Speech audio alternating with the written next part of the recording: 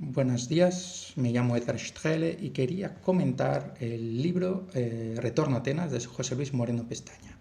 libro que lleva por subtítulo La democracia como principio antioligárquico. Señalar, para empezar, simplemente que el libro me ha interesado mucho por una serie de razones, porque logra tratar una cuestión muy interesante, tanto a nivel histórico como político para hoy en día, y hacerlo con gran solvencia y solidez.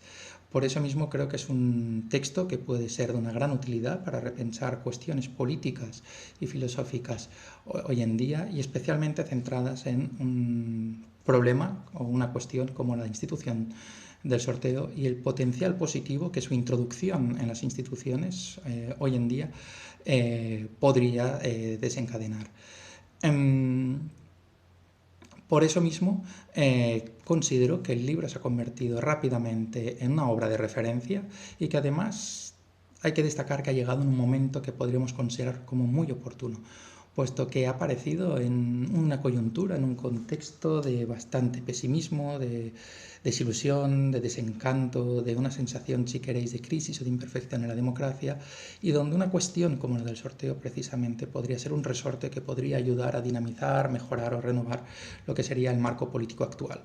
Y además hacerlo desde una propuesta realista, concreta, digamos, muy clara, que por eso mismo debería ser contemplada con atención y con seriedad para el funcionamiento actual de las instituciones. Para empezar, quería comentar que un aspecto que considero como muy difícil, pero a la vez muy interesante, Retorno a Atenas, tiene que ver con que este libro funciona y funciona bien como un libro de historia, de política y de filosofía al mismo tiempo. Y eso considero que es algo muy difícil de lograr.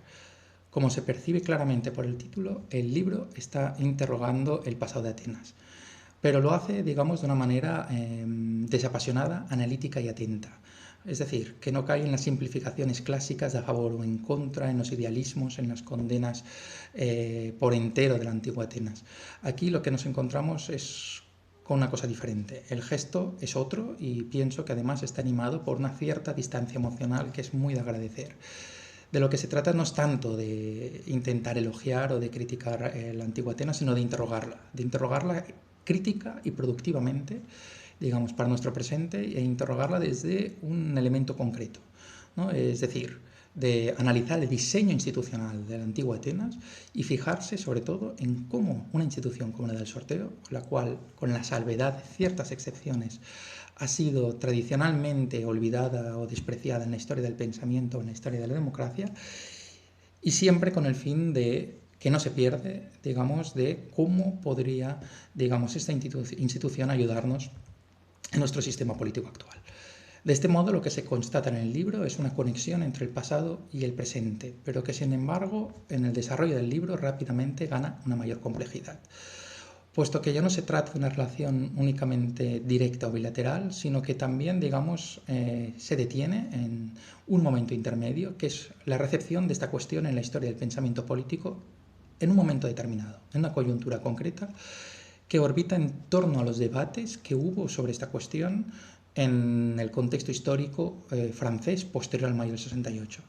que fructificó y se consolidó sobre todo a lo largo de los años 80 y de la mano de pensadores de primera línea como Michel Foucault, Cornelius Castoriadis o Jacques Rancière, autores con quienes Moreno Pestaña discute y utiliza como interlocutores a lo largo de su libro. De este modo, hay que destacar que la obra se mueve en torno a una suerte de triángulo histórico que une el presente actual español, por ejemplo, el pasado reciente francés y un pasado mucho más remoto, digamos, como es la antigua Atenas, a la cual, digamos, se llega, digamos, de una manera a la vez directa e indirecta. Curiosamente, y pienso que no es una casualidad, ese post-mayo del 68 en Francia se relaciona con algo que, por analogía, podríamos llamar el post-15 de mayo actual, el post-15M actual en España, y aquí es donde pienso que sale a relucir otra cuestión también bastante importante. No solo cómo la introducción de la institución del sorteo puede ayudar a mejorar, a transformar las instituciones de la democracia actual, del sistema de gobierno de hoy en día, sino cómo también puede ayudar como un resorte que tenga una función más o menos semejante a aquellos movimientos que se han esforzado por intentar regenerar y transformar la misma democracia fuera o al margen de las instituciones oficiales, como el mismo 15M. En ese sentido, pienso que la coda final del libro resulta fundamental para comprender, pese a su brevedad, lo que sería el sentido de todo el escrito y el leitmotiv que lo anima. En esta coda se recoge lo explicado anteriormente a nivel político, a nivel histórico, pero, digamos, sobre el sorteo, pero además se lo pone a reflexionar sobre la idoneidad que esta institución podría tener en nuestro presente. Y como digo, y me interesa mucho enfatizarlo, no se trataría solamente de pensarla como un mecanismo para mejorar la participación política de la sociedad en las instituciones oficiales, sino también que también resultaría de un gran interés en los movimientos políticos alternativos. Ahora mismo no querría detenerme en la amplia, exhaustiva y sugerente lectura que Moreno Pestaña hace de la antigua Atenas en su libro, que es imposible tratar de ahora mismo por todos los detalles, por todas las informaciones que implica. Únicamente querría recoger una serie de ideas fundamentales que servirían para comprender lo que hay en cuestión. En primer lugar, que la institución del sorteo debe ser leída en el marco de un entramado institucional que es mucho más complejo, ¿no? Dentro de una red de relaciones en la cual el sorteo, digamos, se incrusta, ¿no? Pero que en realidad no lo agota, ¿no? Y que es dentro de esta red de relaciones donde el sorteo adquiere propiamente su sentido, ¿no? Digamos, es una institución que en buena medida sirve para compensar, para contrarrestar una serie de derivas, una serie de problemas que se dan en otras instituciones. Y por eso mismo creo que es importante destacarlo, porque en muchos casos los análisis que se han hecho de la antigua Atenas se han detenido en el funcionamiento de la asamblea, y es aquí, digamos, en cambio, donde encontramos un elemento distintivo. Obviamente la asamblea fue muy importante a nivel histórico, digamos, esa importancia no es negada, pero también lo que importa es un poco arrojar luz a esa asamblea desde otros elementos que serían ajenos, pero no completamente ajenos a esa misma asamblea, ¿no? Cómo esa asamblea se debe comprender en relación con otras instituciones, cómo serían las magistraturas, ¿no? Y cómo, por ejemplo, los tribunales, la ILEA, podría tener una importancia fundamental, como la tuvo a nivel histórico, y donde también es donde se introduce el sorteo como un resorte fundamental en su funcionamiento. Por ello mismo, lo que encontramos es que la función del sorteo a nivel histórico consistió en buena medida en la de servir de un contrapeso frente a las asimetrías, las desigualdades, los desequilibrios, las exclusiones que se generaban en la democracia ateniense, que se generaban en la misma asamblea, ¿no? Y de las cuales ya fueron plenamente conscientes los mismos atenienses en su momento. Por eso es que en este libro no tienen cabida esas interpretaciones idealistas o condenatorias que se hicieron, se han hecho, todavía se hacen de esta democracia, puesto que ya nos movemos en un marco distinto. Obviamente la democracia ateniense estuvo quejada de no pocos problemas e imperfecciones, pero lo interesante es que los atenienses fueron plenamente conscientes, que ellos mismos no lo negaron, sino que al revés intentaron idear alternativas y respuestas para solventar esos problemas, para solucionarlos, y es ahí donde podemos encontrar ciertos elementos que pueden servirnos de inspiración para nuestro presente. Por ejemplo, en este sorteo, que permitiría una redistribución de la participación política de tal forma que ésta pudiera ser más plural, más transversal, más inclusiva, más democrática en suma. Y por eso mismo, digamos, y este creo que es uno de los puntos más importantes del libro, y eso explica su subtítulo, este sorteo podría servir como una especie de principio, si queréis, de vector antioligárquico en la democracia. Por ello,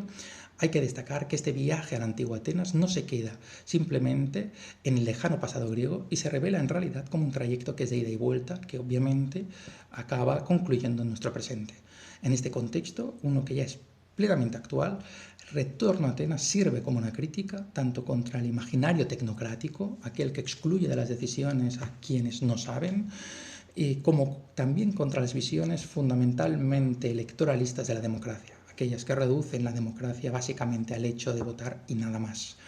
¿no? Las cuales, por cierto, se animan en verdad, en el fondo, en un patrón o una mentalidad aristocrática que no siempre es consciente ni reconocida.